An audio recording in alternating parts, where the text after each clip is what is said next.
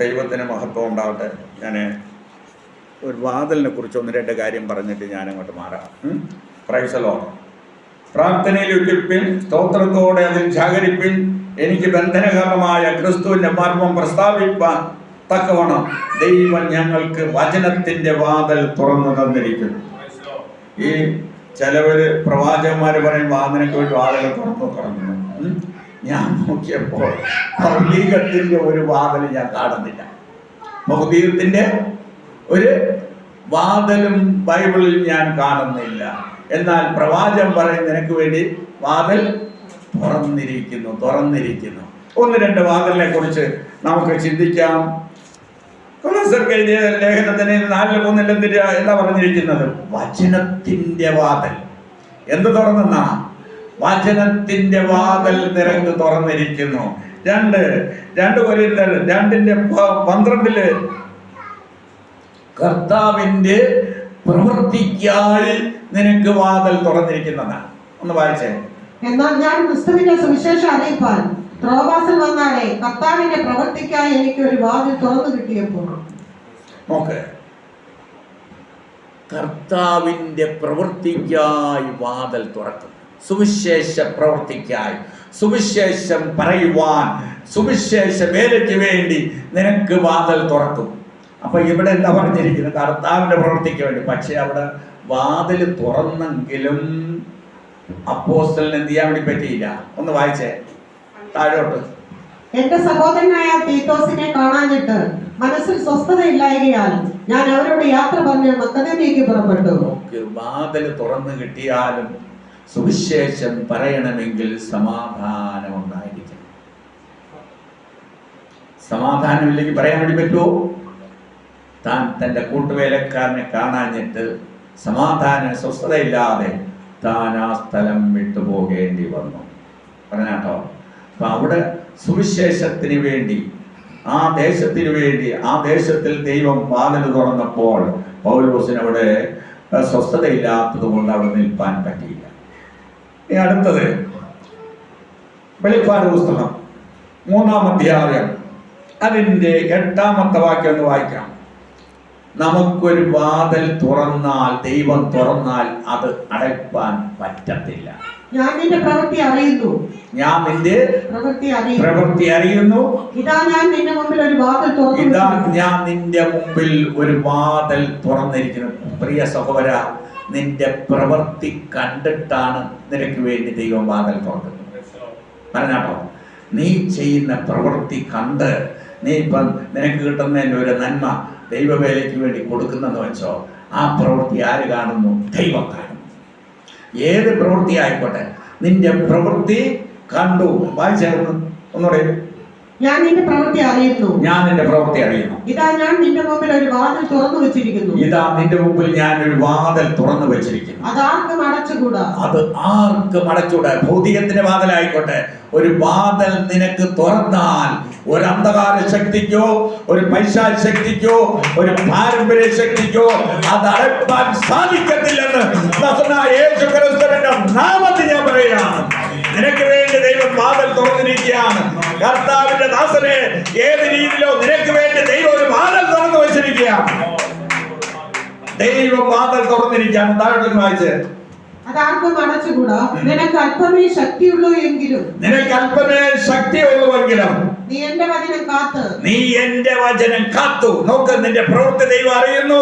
നിനക്ക് അല്പമേ ശക്തിയുള്ളെങ്കിലും നീ എന്ത് ചെയ്തു? ദൈവത്തിന്റെ വചനം കാത്തത് കൊണ്ട് ദൈവം നിനക്ക് വേണ്ടി ഒരു വാതിൽ തുറന്നു വച്ചിരിക്കുകയാണ്. 9-ാമത്തെ വാക്യം കൂടെ ഒന്ന് വായിച്ചേ. യഹൂദരല്ലാതിരിക്കെ യഹൂദരെന്ന് കളവായി പറയുന്ന ചിലരെ ഞാൻ സാത്താന്റെ പള്ളിയിൽ നിന്ന് വരുത്തും. അവർ നിന്റെ കാൽക്കൽ വന്ന് നമസ്കരിപ്പാനും. ദൈവം നിനക്ക് വേണ്ടി വാതിൽ തുറന്നാൽ കള്ളം പറഞ്ഞ് നടക്കുന്നവരെ സാത്താന്റെ പള്ളിയിൽ നിന്ന് അനേകരെ കൊണ്ടുവന്ന് നിന്റെ കാൽക്കൽ അവരെ വീഴ്ത്തുവാൻ, കാൽക്കൽ കൊണ്ടുവരുവാൻ, നിന്റെ മുമ്പിൽ കീഴ്പ്പെടുവാൻ ദൈവം അത്ഭുതം ചെയ്യാൻ വേണ്ടി പോവുകയാണ്. നോക്ക്, നിനക്ക് വേണ്ടി ദൈവം ഒരു വാതിൽ തുറന്നിരിക്കുകയാണ്.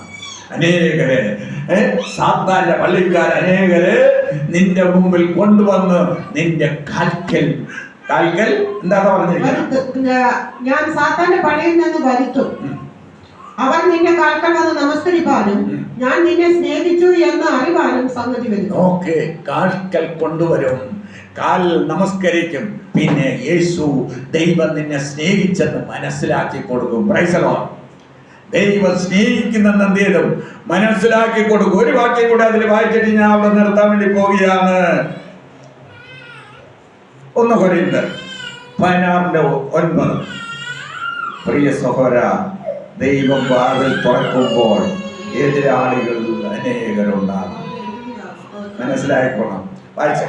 എനിക്ക് വലിയതും സഫലമായൊരു വാതിൽ തുറന്നിരിക്കുന്നു. എനിക്ക് വലിയതും സഫലവുമായ ഒരു വാതിൽ തുറന്നിരിക്കുന്നു. എതിരാളികളും പലരുണ്ട്. എതിരാളികളും പലരുണ്ട്. അപ്പൊ മനസ്സിലായിക്കോ, ദൈവത്തിന്റെ ദാസനെ ദൈവം സഫലമായ വലുതും സഫലമായ ഒരു വാതിൽ തുറന്നു വച്ചിട്ടുണ്ടെങ്കിൽ ആരുണ്ട്? എതിരാളിയുണ്ട്. അപ്പൊ ദൈവം വാതിൽ തുറന്നാൽ സഫലമായ വാതിലാണ്, വലിയ വാതിലാണ്. പക്ഷേ അവിടെ ആരുണ്ട്? എതിരാളികൾ. ദൈവത്തിന് മഹത്വം ഉണ്ടാകട്ടെ, ദൈവത്തിന് സ്തുതി ഉണ്ടാകട്ടെ. അപ്പോൾ നമുക്ക് വചനത്തിന്റെ വാതിൽ പറഞ്ഞിരിക്കുകയാണ്. ക്രിസ്തുവിന്റെ മർമ്മം എന്തിനു വേണ്ടിയാ ഇവിടെ വാതിൽ തുറക്കുന്നത്? നോക്ക്, പ്രാർത്ഥനയിൽ ഇരിപ്പിൻ, സ്തോത്രത്തോടെ അതിൽ ജാഗരിപ്പിൻ. എനിക്ക് ബന്ധന കാരണമായ ക്രിസ്തുവിന്റെ മർമ്മം പ്രസ്താവിപ്പാൻ തക്കവണ്ണം ദൈവം ഞങ്ങൾക്ക് വചനത്തിന്റെ വാതിൽ തുറന്നിരിക്കുകയും ഓക്കെ. അപ്പോ അനേക ആ മർമ്മങ്ങൾ പുറത്തെടുക്കുവാൻ, അനേകരെ പഠിപ്പിക്കാൻ തക്കവണ്ണം ആ വചനത്തിന് ബന്ധനകാലമായ എന്താണ് ബന്ധനമായിരിക്കുന്നത്? വചനം പ്രസ്താവിക്കണമെന്നുള്ളത് തന്റെ ഹൃദയത്തിന്റെ ആഗ്രഹമാണ്, താല്പര്യമാണ്. അതിനെ ആ മർമ്മം പ്രസ്താവിക്കാൻ തക്കവണ്ണം വചനത്തിന്റെ വാതിൽ തുറന്നു തരും. പറഞ്ഞാട്ടോ, വചനത്തിന്റെ വാതിൽ എന്ത് ചെയ്യുന്ന? തുറന്നു തരും. അനേകരെ ക്രിസ്തുവിന് വേണ്ടി നേടിവാടുപ്പാനുള്ള വാതിൽ ദൈവം തുറക്കും. Praise the Lord. ഇവിടെ പറഞ്ഞിരിക്കുന്നത്, പ്രാർത്ഥനയിൽ ഇട്ടിരിപ്പിൻ, സ്തോത്രത്തോടെ അതിൽ ജാഗരിപ്പിൻ. എനിക്ക് ബന്ധന കാരണമായ ക്രിസ്തുവിന്റെ മർമ്മം പ്രസ്താവിപ്പാൻ തക്കവണ്ണം അദ്ദേഹം പറഞ്ഞു. നോക്ക്, താൻ വിശ്വാസത്തിൽ വന്നുകൊണ്ട് അച്ഛന്മാരെ പഠിപ്പിക്കാനുള്ള ആ ഒരു കൃപ ദൈവം കൊടുത്തു.